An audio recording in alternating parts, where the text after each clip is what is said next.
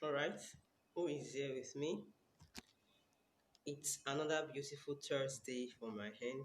If you can hear me, can you please leave me a hi and drop a comment? I'm talking with you all the way from Ibadan. I want to be sure I'm not speaking with myself. Today has been awesome. So, it's anybody here with me? I'll need to wait for some minutes so that others can join me. But if in the next 32 minutes we can't find anybody, then I'll have to start regardless. Please,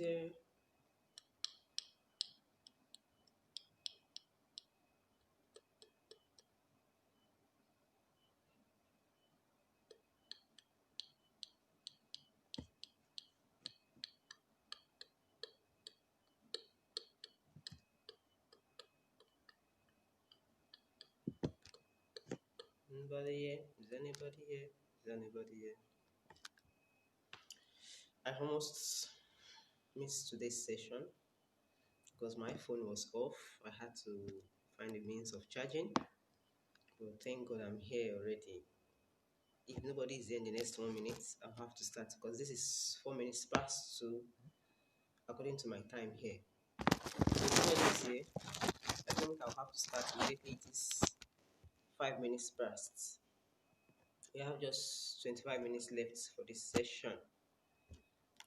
So if no one is joining me now, I think they'll have to catch the replay later.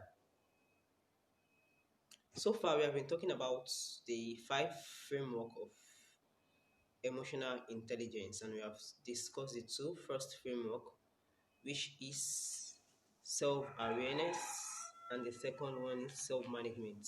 So in the past series, we have discussed everything that has to do with self-awareness that can assist us. I can't say everything because self-awareness itself is a lifelong journey. So it's you have discussed some of the tools that can assist us to become more aware as a parent.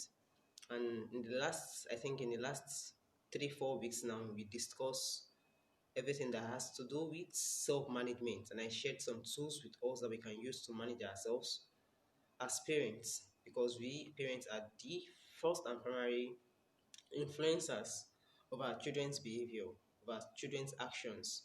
So I've shared those tools with us. If you have missed those tools or those sessions, I would advise that you go back to them and try to watch them, so you can actually learn one or two things from those series. So today we are going to be moving to the third one, which is the third framework, which is motivation and resilience. Plus resilience. So, what does that mean? We know that in life there are moments in our lives that we are going to be down. There are moments in our lives that we will feel like this thing is not just working. I'm not achieving what I want to. I'm not performing to my expectations. So, what are those things that we can use? Motivation is one of the things that can drive us into taking an action or taking a decision. So it is important that as parents, because we are trying to learn how to become more emotionally intelligent as parents, we are trying to learn how to manage our emotions. There are times that you feel like giving up. You feel like, is it just about this child? Is it just about my child? I matter myself.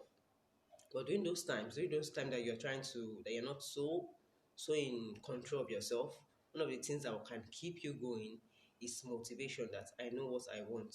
You can have somebody that can motivate you. You can see somebody, a parent that inspires you. You can see people from around you that inspire you to do better or to become better. And resilience is just the mental ability to bounce back after a challenging or difficult psychological, mental, or illness that one has gone through life challenges, the ability to bounce back. And we know that in life is not all rosy. There are times that we're going to make mistakes. There are times that we're going to fuck up. We're going to fumble. We're going to make a lot of mistakes along this line. Some that are deliberate, some that are not deliberate.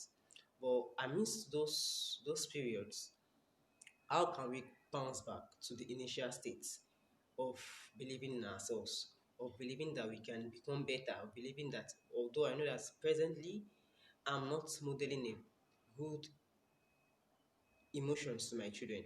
How can I become better as a parent? How can I try to control myself, to manage myself, such that my children can see good examples from me? So this is what this third framework is talking about. That's motivation and resilience.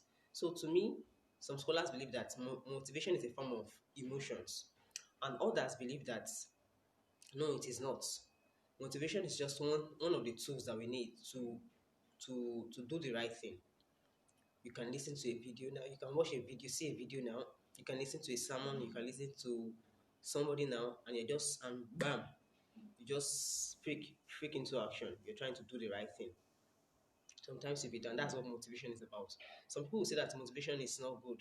See this motivation speaker. But I believe that just like we can't do without bathing every day, motivation is also important for us in life because it's something that can spark us into taking the right actions.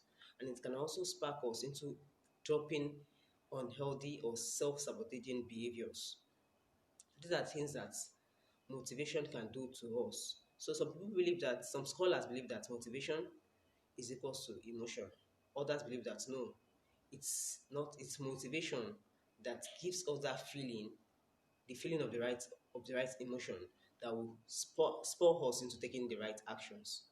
So and resilience, like I said before, is just the act of keeping going even when things are not happening the way we want them to happen. That's what resilience is all about. So resilience plus motivation simply means what? Consistent persistence. That is, you're consistently doing the right thing. You're consistently doing what you want for you to see the behavior or the result that you desire. So one of the things that can assist us to do the right thing or to bounce back to our initial stage, which is resilience, is for us to understand our purpose. And purpose is something that different people see different way. Purpose must not be something that is huge. It must not be something that is broad. And one thing about purpose is that we all have a purpose. We all have a purpose in this world. We all have something that is uniquely meant for us to do in this world. And until we find that purpose, we might not be happy. Purpose is something that you do, that you derive joy from doing it. And the good news is that every one of us have a purpose. So looking at it in terms of parenting now, looking at purpose in terms of parenting is for us to what? To be purposeful in terms of the reason why we are raising our children. The reason why am I deciding to raise my children? Why am I doing what I'm doing? And why am I opting out from doing what I'm doing now? So parenting with purpose requires that we know the reason why we are doing what we are doing. And we know the reason why we are betting our children and we are toiling a lot on them. That is, you're asking yourself, why do I wake up every day in the morning to send my child to school? Why do I wake up every day in the morning to cook for my child to eat? Why do I wake up every day in the morning to invest in my child? Why am I doing what I'm doing presently as regards the upbringing of my children? So it is important that we have purpose, that we are driven by purpose in everything we do. That is, we question ourselves. This is one thing that will keep us going even when things are not going the way we want them, even when things are a bit difficult. Purpose is one thing that will drive you into action. Some people will call it why. That is, do you know your why? What is your why? Why are you doing what you are doing? If you ask me why am I here now, I can give you countless reasons why I'm here. But now relating it to parenting, we are trying to encourage ourselves that we should try and model healthy behaviors and emotions to our children.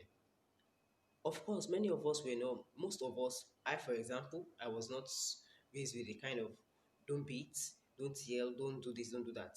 And I was not raised with the kind of, let me say, purpose. I will not call myself a child that was raised with by accident, but I will say that life happens to all of us. So life happens to my parents, and unfortunately, they were unable to be there for me as at the time that I needed them.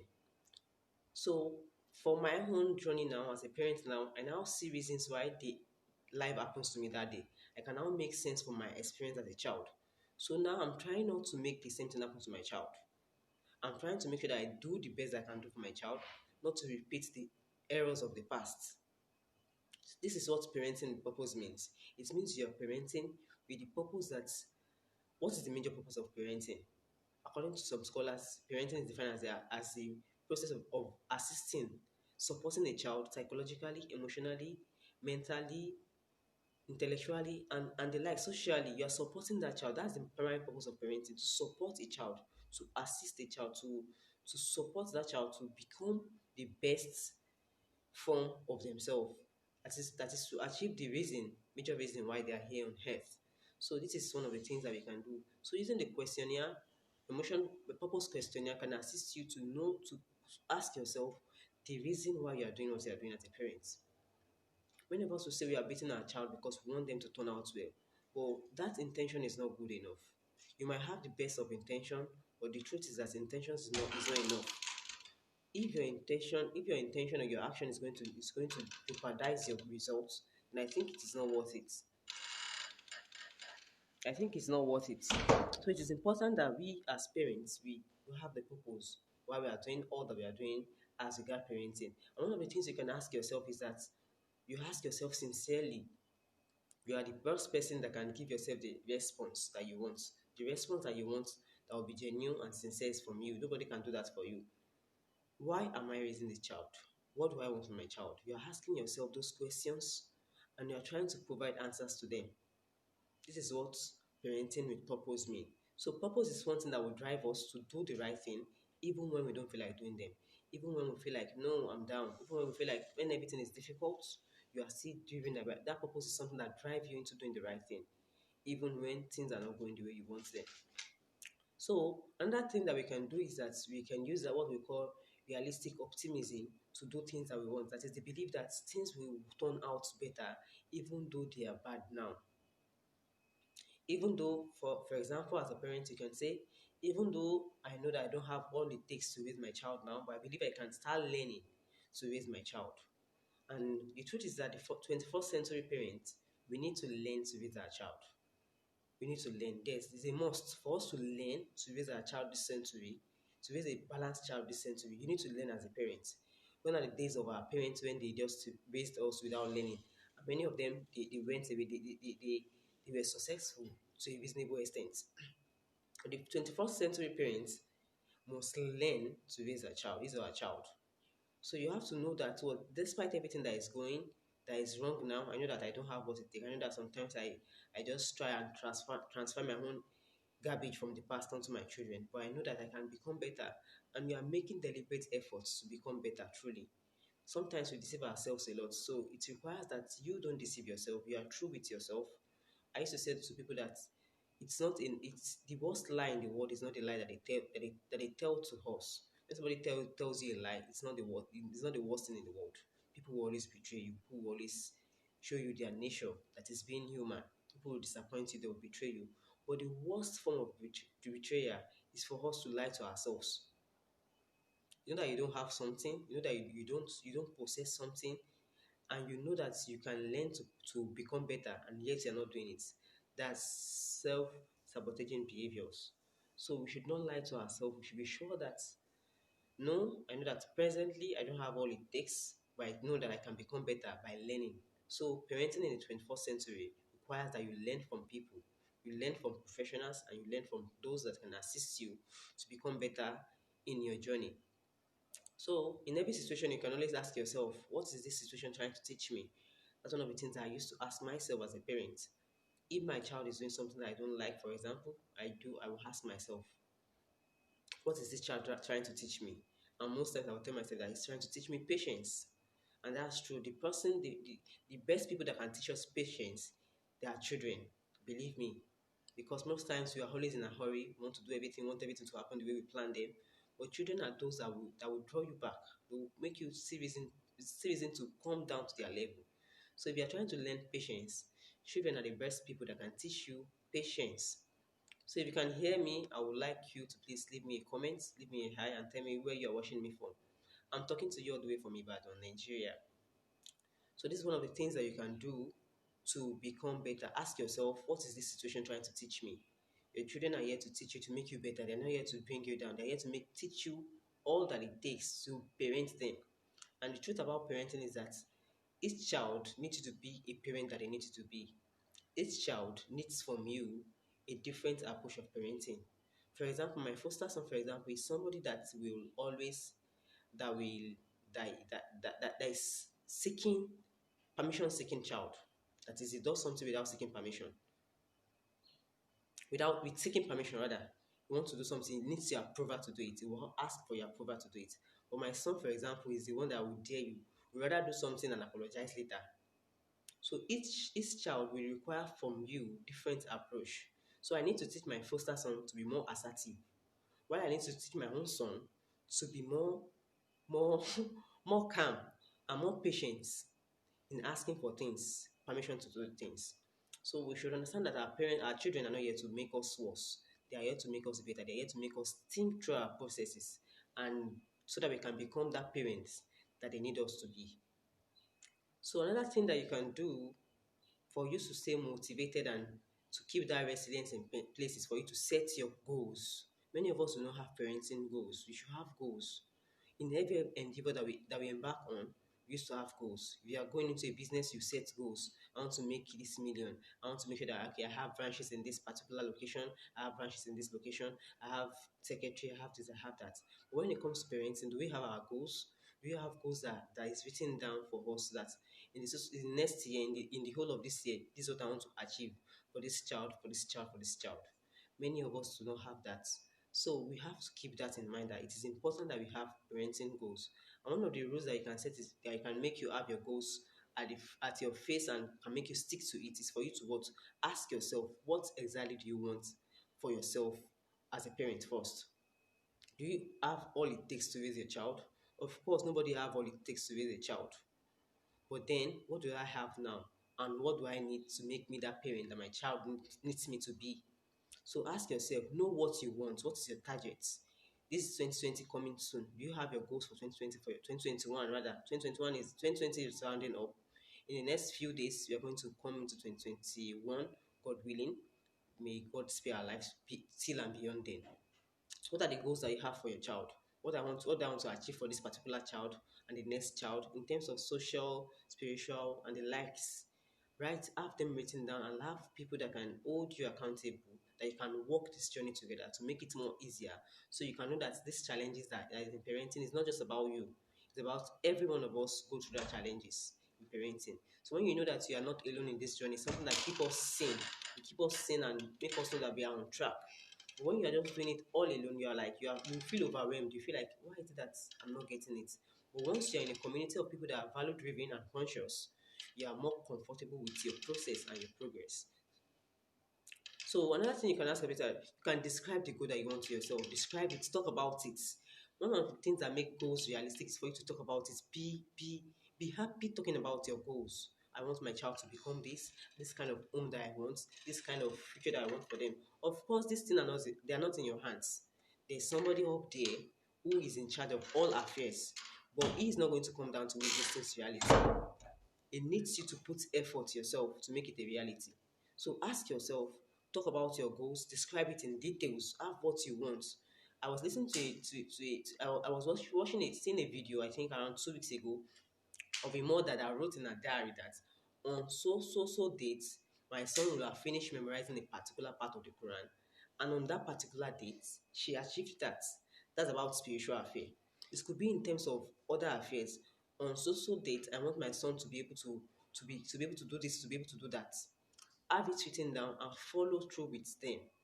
Parenting goals are something that we need to work with. It makes us know that we are improving, and it makes us know that we are not just living life the way it comes. Like let's just live life, Jerry. Kashama Dupel kind of thing. So it's important that we have goals. So see it, see the goal, see your goal. Look at have them written down, paste them where you can see them, see it, hear it, and feel it. One thing that drives us into action is seeing our goals, seeing what we have written about ourselves or the dreams that we have for ourselves, and seeing us, feeling that goals, feeling yourself achieving that thing. It makes it more easier for you when you do that. It makes it more stimulating for you when you write your goals down, when you see them, when you discuss it with your spouse or like-minded people. It makes you enthusiastic to achieving those goals. So make sure that it excites you. Make sure that it excites you that I'm trying to do this. I want this for my child. I want this for my son. I want it for my daughter. If it does not excite you, there's a possibility that you might not achieve them. But once it excites you into action, then it's more likely that you do them and you achieve those goals. So another thing you can do is that know what you need to achieve those goals. Yes, it's important that you know all that you need to achieve your goals. Either you need finance, of course, you always need finance. Finance is one thing that we cannot joke with. You always need finance. So how can you make money? How can you write it into timelines such that those goals becomes realistic and achievable? There's one thing that I would say that our parents did quite shabbily is not planning for us. Of course, they did their best. I'm not here to drag them down. I'm not here to blame them. I'm not here to label them. I'm not here to shame them. We are saying that we can do better. For us to change, we need to first criticize our present position objectively without mincing words. Without mincing words, we have to be, be brutal with ourselves. I think my parents were faulty in this aspect. How can I change that such that I don't repeat that with my children? So our parents didn't set goals for us. If you ask 100 of us now, hardly will we sit are we going to find 10 people say that my parents actually they wrote goals down for me, they assisted me to achieve this, they assisted me to achieve that. Of course, again, they did their best. But can we become more better? Of course we can be better by doing the right thing. By doing the right thing, we can become better. So after writing those goals down, make sure you follow through with them and do them. This purpose driven parenting, that is, you are driven by goals. You're not just driven by the way life happens to you. Life happens to you today, you are doing what you like. Life, when you're happy, you are in track, you are doing what is right. And when you are down, you are doing nothing. There will be times that you're not going to feel like doing anything, but having that goal in your mind and at your face makes you focused. It makes you know that this is what I'm trying to achieve this year, this particular year. The goal is that my son must be able to do this particular year, my son must be able to do that particular year, and this is not about competition. It's about facing that child in your present, that child you are holding, and saying that this is where you are presently, and I think you can improve to this particular level presently. I used to say that parenting is a personal journey. It's a personal journey. You don't need to compare yourself to anybody. You don't need to be in competition with anybody. In fact, that's the lamest thing you can do for yourself. That's the lame thing you can do for yourself. That's the worst thing you can do for yourself and for your children. The personal journey, because in the end, you're going to account for this children personally. So it's a personal journey. So there's no need to be in hurry or to be in competition with anybody. As much as you're not trying to be in hurry or in competition with anybody, it does not mean that you should now parent your children accidentally with no plans. Have plans of how you want to parent your children. That's purpose-driven parenting. Right? Have them written down, discuss about them, see them, and work towards them. So one of the things that we also need to work on is our stress level, because we're talking about motivation and resilience. It's important that we talk about stress. And parenting is one of the activities, one of the jobs, one of the relationships that can be stressful. Yes, we can't deny that. It's stressful to raising children. People that are raising two, three, four, five children, I give kudos to them because it's not easy. So dealing in stress, it means that stress is something that is caused by what? By fear of a future loss or a future failure. That's what stress is all about. You are stressed that what's one thing that sports that make us stressful, that make us feel stressed is that we involve ourselves in a lot of activities. Especially as mothers, you're the one that will cook, you're the one that will wash, you're the one that will do this, you're the one that will do that. That is why planning to parent is very important. Because when you're planning to parent, it means you're putting some things in place. You are also empowering your children to be able to do some things so that you can be relieved of some stress, so that you can be relieved, they can become dependent to themselves. You can depend on them for some chores. Help me do this, help me do that. So it's not just about you doing everything. So you can manage your stress level by using the 7 seconds solution, counting one, resting, and knowing things that triggers into stress. I, for example, one of the things that triggers me into stress is that if I continuously go for maybe for night classes, maybe I read, I study for nights and I don't have the rest back, I'll be spoiled into stress. I will be stressful. Even on my face, you see that I'm stressful. So it's important that you try to know what those things that keep you, that puts you into stress, and you try to avoid them or you try to minimize them. But the reality is that it is not avoidable. We can avoid stress, but we should try to maintain that balance such that when we are stressed, we know how to manage the stress. So you can use one of the tools I've explained in the previous videos to self-management tools. You can use one of them. You can use the 7 second solution, and you can also use the in the here and now technique. That is, you try to mindfulness exercise. You close your eyes, you close your tongue, and you try to just tell yourself that the only important moment is now. Try to feel it, and in the reality, the only important time is now. The future is not guaranteed. The past is gone. So what you do now is what it's all that counts and all that matters. So I hope this session helps you, and I hope you have found this session meaningful. Unfortunately, I did my class all by myself today. I can't see anybody live with me. I'm not sure if anyone is with me here. So I hope you catch a replay, and I hope to read a comment from you soon. If you find this session worthwhile, you find it worth your time, there's a question you want to ask me, you can drop a question on this video under this video. I'm going to respond to it as soon as I see them. Thank you for always joining me. I really do appreciate your time. And always remember that parenting is more about you and it's about your child. It's about what you do, it's about the skills that you equip yourself with. And to raise a 21st century child, you have to be trained as a parent. You have to receive training, you have to learn. You can't do it alone. That approach of raising children is just our natural intuition is not sustainable. You need to learn to raise a child. I wish you a beautiful and wonderful weekend. Be more than a parent. Be purposeful. Thank you.